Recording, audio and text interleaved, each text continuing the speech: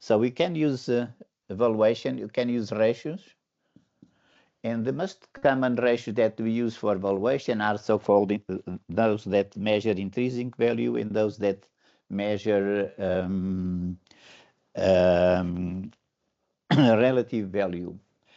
So, and you see, when you do valuation based on ratios, we can use many different ratios. Just to call your attention, I have here a list of about, I don't know, maybe 20 measures of valuation.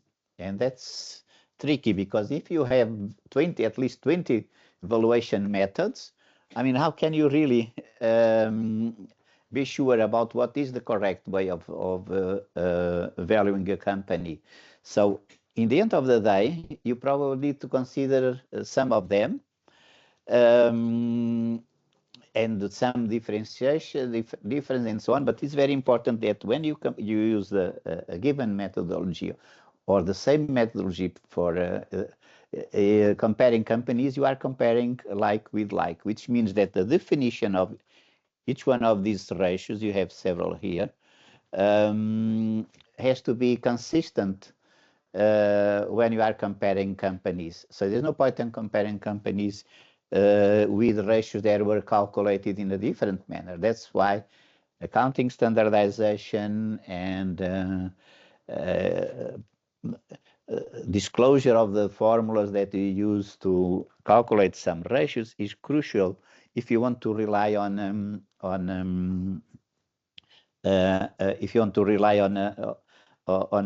evaluation. But there is one way of doing that, which is basically use some kind of average. That's what we're going to show you here in this example here. For Amazon, I don't know if I can. I think I can. Whoops. Enlarge this so that it's more visible, or maybe I can. Well, I don't find it right. Anyway, so look what we have here. So we have the evolution of the valuation ratios for Amazon. I don't know where this thing is here. It doesn't want to come here. Okay. So I have here the valuation of Amazon, and what we have here is so-called intrinsic value. This is this blue line, you see, and so the intrinsic value of Amazon has been increasing substantially, and I have also the relative value here. So these values are the average of those valuation metrics that I have here. You see the ones I have here. But these are the these are the intrinsic. These are the relative valuations, including price to sales and so on. So if I have this measure here, I have some trend, okay? And here I have the actually price of Amazon. So it's very funny here that, as you see, this is from June 2023 to December last year. If you look at the price was always above metrics of valuation. So that means that investors are very, very optimistic about Amazon, and the price has been well above the Amazon valuation. But of course, one reason is that you have a rise in price, but also a rise in the valuation, and not just the rise in the relative valuation. Because if the other retailers were rising, of course, then Amazon would probably be rising, and the relative valuation could be rising as well. But you have a rise also in the intrinsic value, so it has been rising. But if the rise is being interpreted in a very optimistic way by investors, you see, so what happens is that it may eventually push the price of the stock well above any reasonable measure of value for that company.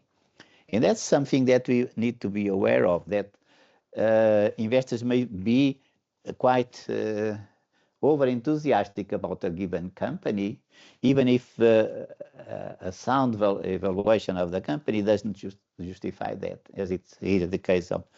And then we can use, of course, this to forecast the price, the future price. And here the future price forecast for 2027 would be a positive one.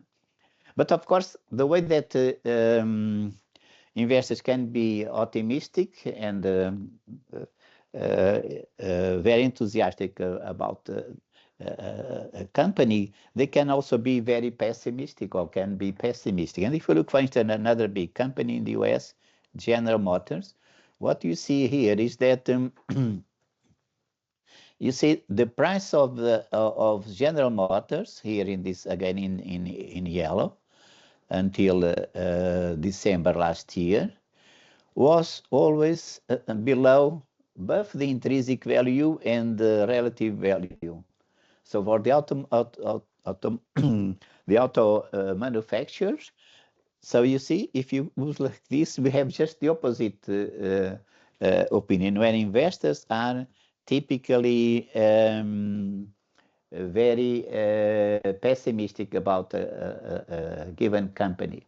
And there are reasons that they may have that are actually understandable. And one of the reasons that you can see here is that the intrinsic value of the company has been falling, you see. And in fact, this company a few years ago even had to file for protection against bankruptcy. So they had to have a major restructuring. So history counts a lot for the way people look at the company. So here they have a good reason for people to be pessimistic about the company. But you notice here that since then the intrinsic value has started improving and improved quite significantly. But the trend then, if you extrapolate the trend for General Motors, is still negative. Although there seems to be an improvement, at least in terms of the intrinsic value of the company and the stagnation in the relative value of the company. So again, we have to interpret the valuations in a dynamic way by looking at the evolution of both intrinsic and relative valuations, but also take into account the history of a company and the way people look at the company. And now if you want to compare this company with another company in the same industry, we can compare GM with Tesla, which is also manufacturing cars. And we see that in the case of Tesla, we have exactly the exact opposite of General Motors. You see here that the company has been trading above the intrinsic and the relative value.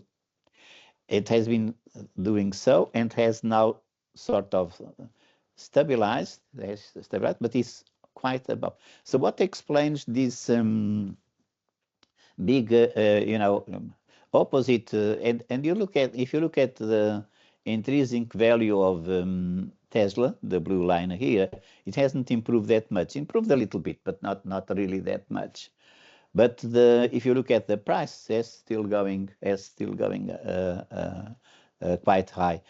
So the company managed to hold while you see the intrinsic value has fallen on the other one, but the price has increased in the case of Tesla for some reasons, because even these two companies, they do the same thing, or they produce cars.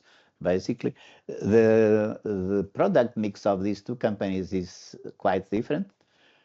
Tesla only produces electric cars, and GM produces trucks and old fossil fuel cars and electric cars as well. So it has not only a bigger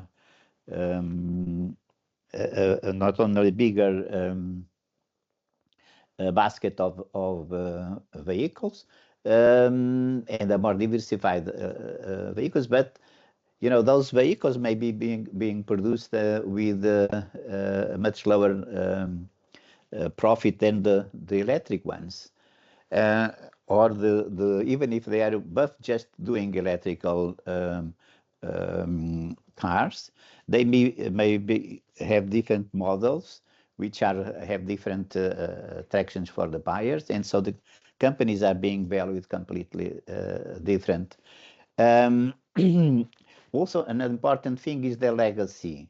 So you see, GM has a big legacy of big investments that probably are already not returning much or anything, while Tesla is a new company, and they may eventually, in terms of supply chain, if you look at their relative supply chain, they may eventually have selected different segments that give an advantage to Tesla. So whether this huge difference is due to fundamental reasons or is just due to investor psychology is something very important that one must remember, because as we say, the fundamentals may eventually catch up with the psychology, but it may take a long time before the fundamentals really catch up with the psychology. So if, of course, Tesla doesn't manage to keep their intrinsic value to rise, and this face a fall like GM did, so their valuation may become down to earth like General Motors, but not necessarily so bad as GM, because as I said before, GM was affected by a dark past in terms of almost bankruptcy and by a very heavy